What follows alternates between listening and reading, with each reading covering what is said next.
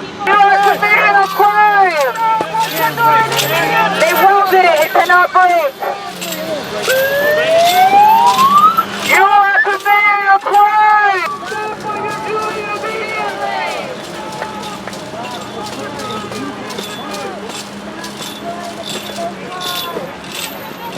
You are committing a crime! Stop destroying the people's park!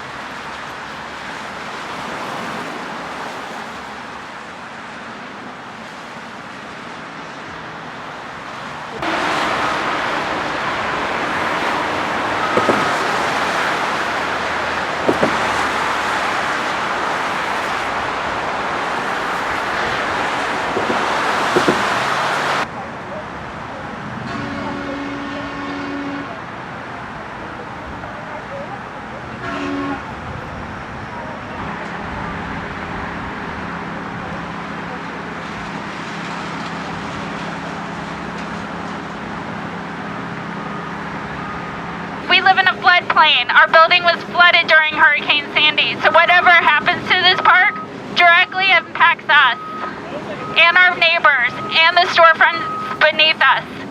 We need a better plan. There's 1,000 trees. Many are over 80 years old. They will be clear cut. The city intends to then bury this 50-acre area in 10 feet of fill. We have no idea when that may happen. With the global supply chain shortage, it is very unlikely that they will be able to gather that material anytime soon on their timeline. It potentially could be decades before they're able to acquire that much fill. Let's say they do acquire that fill, despite the supply chain shortage, they bury this all in 10 feet of fill. They will plant little trees.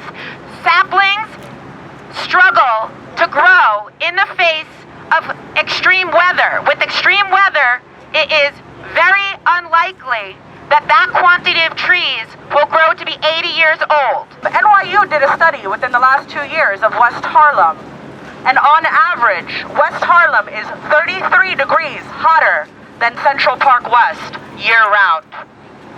Yep. They are going to create another West Harlem right here. The trees being the fact, these specific trees take, on average, 5 to 7 years to grow, 10 years to grow 5 to 7 feet. Meaning we won't see, just to add to that point, we will never see growth like this again.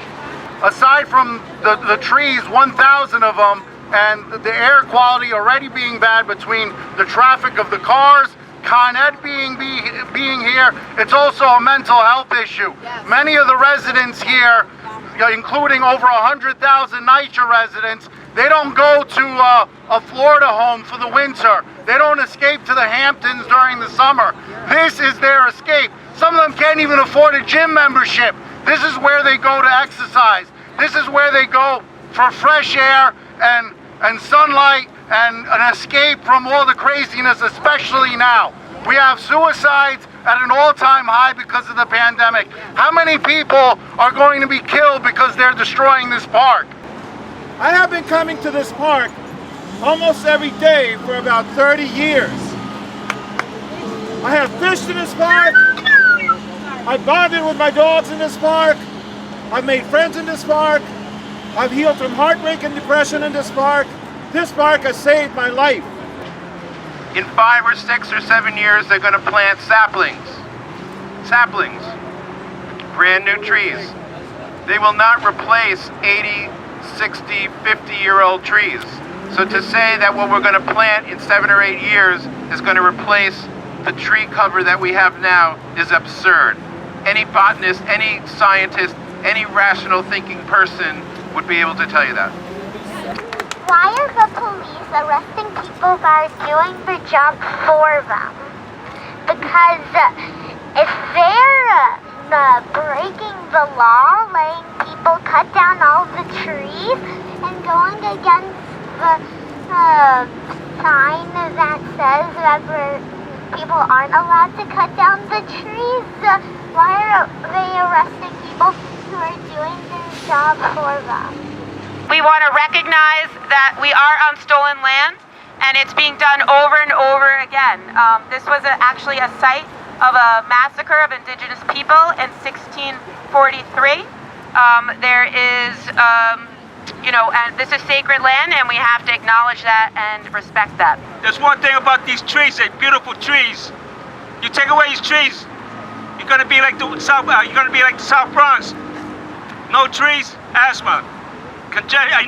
Pollution, everything like that, depression, and anxiety attacks. There's one thing with anxiety attacks.